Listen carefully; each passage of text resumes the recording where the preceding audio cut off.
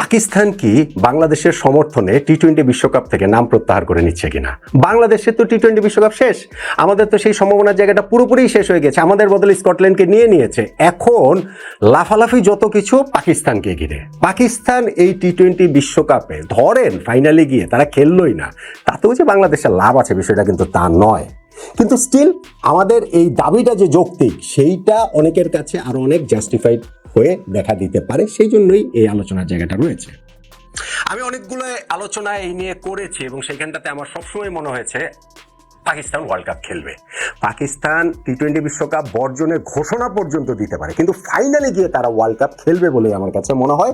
তাদের history record সেটাই বলে। আজকে একটা সিগনিফিকেন্ট যে আপডেটটা রয়েছে, পাকিস্তান ক্রিকেট বোর্ডের প্রেসিডেন্ট মহসিন নাকভি কয়েকদিন আগে যে বলেছিলেন তাদের দেশের প্রধানমন্ত্রী তিনি যখন দেশে ফিরবেন ফাইনাল কলটা দিবেন। আজকে সেই প্রধানমন্ত্রীর সঙ্গে পিসিবির চেয়ারম্যানের বৈঠক হয়েছে। এই পিসিবির চেয়ারম্যান আবার সেই দেশের স্বরাষ্ট্রমন্ত্রীও বটে, এবং সেই বৈঠকের পরে জানানো হয়েছে বিশ্বকাপে পাকিস্তানের খেলা না খেলার বিষয়ে চূড়ান্ত সিদ্ধান্ত হবে আগামী শুক্রবার অথবা সোমবার, অর্থাৎ জানুয়ারি 30 তারিখ অথবা ফেব্রুয়ারি মাসের 2 তারিখ। ফেব্রুয়ারির 7 তারিখ থেকে বিশ্বকাপ শুরু হচ্ছে। প্রথম ম্যাচটাই পাকিস্তান খেলছে নেদারল্যান্ডসের সঙ্গে। ফলে এই 30 তারিখ বা 2 তারিখ পর্যন্ত যে সিদ্ধান্তটা পাকিস্তান পিছিয়ে নিল, তারা কি বয়কটের দিকে যাচ্ছে কিনা? দেখুন, আজকে আরেকটা নিউজ খুব সার্কুলেট হয়েছে যে পাকিস্তানের সামনে 3টে অপশন রয়েছে এবং সেই 3টা অপশন নিয়ে তারা ভাবছে। সেই 3টা অপশন কি? নাম্বার 1, পুরো ওয়ার্ল্ড কাপটাই তারা বয়কট করবে, বর্জন করবে বাংলাদেশের মতো। নাম্বার 2, তারা ভারতের বিপক্ষে ম্যাচটা বয়কট করবে। এবং নাম্বার 3, তারা ওয়ার্ল্ড কাপে সব ম্যাচ খেলবে, কিন্তু প্রতিটা ম্যাচেই তারা ওই কালো আর্মব্যান্ড পরে খেলবে এবং জয়টা বাংলাদেশের জন্য, বাংলাদেশের দর্শকদের জন্য উৎসর্গ করবে। এই 3টা জিনিসের যে সম্ভাবনা, এটা আসলে কতটা? নাম্বার 1, যেটা পাকিস্তান বিশ্বকাপ বয়কট করবে পুরোপুরি, আমার কাছে মনে হয় না যে এটা আসলে পসিবল। আমি আমার ওই স্ট্যান্ডটাতে এখনো দাঁড়িয়ে আছি যে এই ওয়ার্ল্ড কাপ বর্জন করাটা বাংলাদেশের সমর্থনে দাঁড়িয়ে, প্রথমত এটা বাংলাদেশের সমর্থনের কিছু না, এটা পাকিস্তান করছে তাদের ভারত বিরোধিতার জায়গা থেকে। ভারত পাকিস্তানের যে এই চিরন্তন বৈরিতা, যেটা রাজনৈতিক ক্ষেত্র থেকে ক্রিকেটীয় ক্ষেত্রেও সেটা রয়েছে, ভারত এখন একটু বেকায়দায় রয়েছে। বাংলাদেশ ওয়ার্ল্ড কাপ থেকে সরে দাঁড়িয়েছে, সেইখানটাতে আরেকটা দল নিয়েছে, 21 নম্বর দল স্কটল্যান্ড।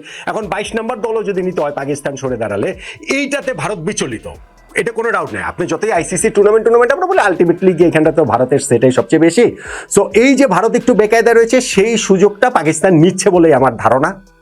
কারণ পাকিস্তানের এরই মধ্যে ওয়ার্ল্ড কাপের স্কোয়াডও ঘোষণা করা হয়েছে।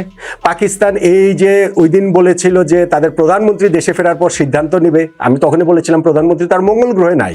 প্রধানমন্ত্রীর সিদ্ধান্ত যদি নিতে হয়, সেটা তো এই এখনকার এই প্রযুক্তির যুগে তার কাছ থেকে একটা সিদ্ধান্ত নিতেই পারে। কিন্তু এই যে আজকে প্রধানমন্ত্রী তাদের দেশে এলেন, মিটিংটা করলেন, মিটিং করার পর সেটা আবার কেন পিছিয়ে দেওয়া হলো? এই যে শুক্রবার বা সোমবারের জায়গায় যে নিয়ে যাওয়া হলো, সেইটার আসলে কারণটা কি? সেইটার কারণ হচ্ছে জাস্ট সময় ক্ষেপণ করা। সেইটার কারণটা হচ্ছে কি, ভারতকে আরো একটু টেনশনের মধ্যে রাখা। আমি জানি না এর মধ্যে দিয়ে পাকিস্তান তাদের ক্রিকেটীয় কূটনীতির জায়গা থেকে কিছু লাভালাভ বের করে নেয় কিনা। ধরেন দু একটা এক্সট্রা সিরিজ, ধরেন কিছু বাড়তি টাকা পয়সা আইসিসির কাছ থেকে আদায় করে নেওয়া, এই সব ট্রিক্স পাকিস্তানিরা আবার এগুলোতে মাস্টার, তারা সেটা করতে পারে। বাংলাদেশের জন্য পাকিস্তান কিচ্ছু করছে না, যা করছে তারা নিজেদের জন্য করছে এবং ভারতকে আরো একটু চাপে ফেলার জন্য করছে। তো আমার এই যে প্রথম যে সম্ভাবনা পুরো ওয়ার্ল্ড কাপটা তারা বয়কট করতে পারে, সেটা করলে তারা আগেই করতে পারতো, যে কোনো সময় করতে পারতো। এই বারবার যে সময় নিয়েছে, আমার কাছে মনে হচ্ছে না তারা ওয়ার্ল্ড কাপটা বয়কট করবে। নাম্বার 2, যে আলোচনাটা যে ভারতের বিপক্ষে ম্যাচটা তারা বয়কট করবে, এইটা অ্যাবসার্ড। এইটা একেবারে 0% চান্স। ধরেন ওয়ার্ল্ড কাপ পাকিস্তান বয়কট করতে পারে, সেই চান্স যদি 2% হয়, ভারতের বিপক্ষে ম্যাচ বয়কট করবে ওয়ার্ল্ড কাপে গেলে, সেই চান্স আসলে 0%। কেননা এই ইন্ডিয়া পাকিস্তান ম্যাচের আমরা যে হিসাব জানি যে এইটাকে ঘিরেই ওই মানি জেনারেট হয়, টাকা পয়সার একটা বড় অংশ আসে, এইখানটাতেই পাকিস্তান ভারতকে ধাক্কা দিতে পারে, সেই ধাক্কাটা নিজেদের গায়েও লাগবে। বাংলাদেশেরই যদি ওয়ার্ল্ড কাপ না খেলার সূত্রে মোরলেস 500 কোটি টাকা লস হয়, পাকিস্তান ক্রিকেটের হিসাব করলে সেটা 800 কোটি 1000 কোটি টাকা বাংলাদেশি মুদ্রায় হয়ে যাওয়াটাও অসম্ভব না। ফলে তারা ওয়ার্ল্ড কাপ খেলবে, কিন্তু ভারতের বিপক্ষে ম্যাচটা তারা বয়কট করবে, ঘোষণা তারা দিতে পারে। ঘোষণা দেওয়া নিয়ে আমার কোনো আপত্তি নেই, কিন্তু ফাইনালি নিয়ে তারা অবশ্যই ভারতের বিপক্ষে ম্যাচ খেলবে বলে মনে হয়। আর নাম্বার 3 যেটা, সেটা হচ্ছে গিয়ে যে পাকিস্তান তাদের ওয়ার্ল্ড কাপের সব ম্যাচ কালো আর্মব্যান্ড পরে খেলবে আর বাংলাদেশের দর্শকদের উৎসর্গ করবে। 0%। এটারও কোনো চান্স নেই। কেন করবে? হ্যাঁ, তারা ধরেন পোস্ট ম্যাচ প্রেজেন্টেশন একদিন বলতে পারে যে না, এটা যেটা বাংলাদেশের সঙ্গে হয়েছে ঠিক না, তাদের অফিসিয়ালরা বলতে পারে, প্রেস কনফারেন্সে প্রশ্ন হলে তাদের প্লেয়াররা বলতে পারে।